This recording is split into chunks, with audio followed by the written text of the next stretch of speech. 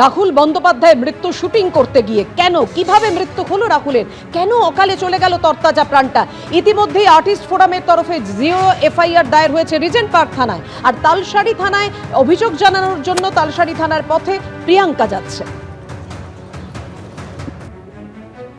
একটা এমন নিয়ম কানুন তৈরি হোক যেটা অপ্রতিরোধ্য হবে, যেটা কিছুতেই চেঞ্জ না হয়।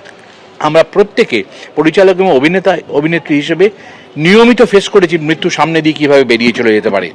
সে বিরাট কাঁচের দেয়াল ভেঙে পড়া হোক, বা সমুদ্রের জলে জোয়ারের সময় বসে থাকা হোক, নানা রকম ক্ষেত্রে সামনে গাছ ভেঙে পড়ে যাওয়া হোক, মাথায় পুরনো বাড়ির ওপর থেকে বিশাল চাঙড় মাথা পায়ের সামনে পড়া হোক, তার কোনো রকম থাকে না। আমরা জাস্ট বাই চান্স বেঁচে রয়েছি। এইটা যদি একটুখানি নিয়মের মধ্যে আনা যায়, প্রত্যেকে খুশি হবে, প্রত্যেকে এটার ব্যবস্থা নেবে। আর please give dignity to technicians and artists. We want justice. মানে কি, জাস্টিসটা হচ্ছে সত্যি জানাটা দরকার, কারণ ওটাই ডিগনিটি। যে সেফটি প্রোটোকলের কথা আমরা অনেক দিন ধরেই বলছিলাম, সেটা আমরা একটা তৈরি করার চেষ্টা করব। আমরা চেষ্টা করব এই নিয়ে আর্টিস্ট ফোরামের সঙ্গে এক প্রস্তাব আমাদের আলোচনা হয়েছে। আশা করি আমরা খুব শিগগিরই চ্যানেল, প্রডিউসার, এখানে কেউ বাধা নয়, বাট একটা লিয়াজোর প্রবলেম হচ্ছিল। আশা রাখি এই সময় আমাদের সবাইকে সংঘবদ্ধ হয়ে একত্রিত হয়ে একটা সেফটি প্রোটোকল তৈরি করতে হবে।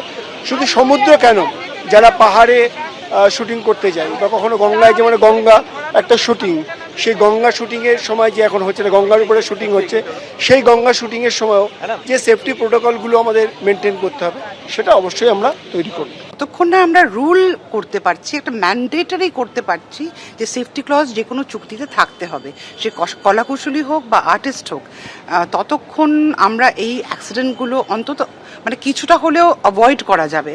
কারণ যেই মুহূর্তে সেফটি ক্লজটা থাকবে, তখন আরও সতর্কভাবে আমরা তার ব্যবস্থাটা নেব প্রোডাকশনের তরফ থেকে। বা হয়তো কোনো পারমিশন সেভাবে পায়নি, আজকে যেখানে হয়তো রাহুলের এই দুর্ঘটনাটা ঘটলো, সেখানে হয়তো বিচটা ফাঁকা ছিল, সে ফাঁকা দেখে ওখানে ওরা শুটিং করছে, কিন্তু একবারও ভাবিনি যে বিচটা ফাঁকা ছিল কেন। ফাঁকা তখনই তাকে থাকে যখন সেই জায়গাটা নিরাপদ নয়। ইতিমধ্যেই আপনাদের জানিয়েছি আর্টিস্ট ফোরামের এফআইআর এর পর এবার তালসারি থানার পথে প্রিয়াঙ্কা, সঙ্গে রয়েছেন প্রসেনজিৎ। তালসারি থানায় গিয়ে অভিযোগ দায়ের করবেন প্রিয়াঙ্কা। রিজেন্ট পার্ক থানায় আজ বিকেলে আর্টিস্ট ফোরামের এফআইআর এর পর এবার তালসারি থানায় গিয়ে অভিযোগ করতে চলেছেন প্রিয়াঙ্কা। রেড টেপিজম এত কিছু এইসব বুঝি না। আমাদের কাছে খুব পরিষ্কার একটা কথা, পারমিশন ছিল কি ছিল না।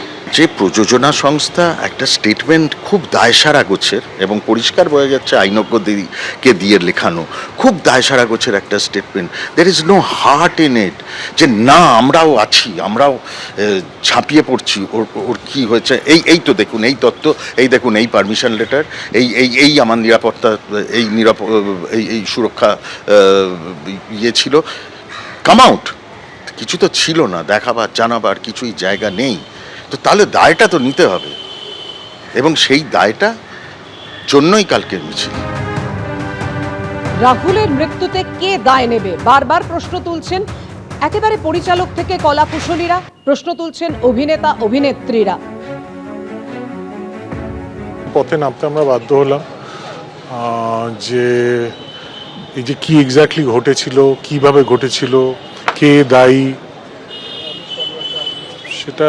সেটা জানার জন্যই এই প্রতিবাদ মিছিল। এই যে 3 রকম ভার্জন শোনা যাচ্ছে, এই হয়েছিল সেই হয়েছিল, আমরা ভীষণই দুঃখিত।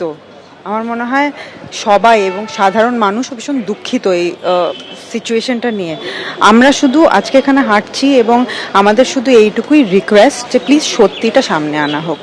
আসলে প্রকৃতভাবে কি হয়েছে সেইটার একটা স্বচ্ছ বিচার, একটা পূর্ণ তদন্ত, এই বিচারই চাইছি। এবিপি আনন্দ, এগিয়ে থাকে, এগিয়ে রাখে।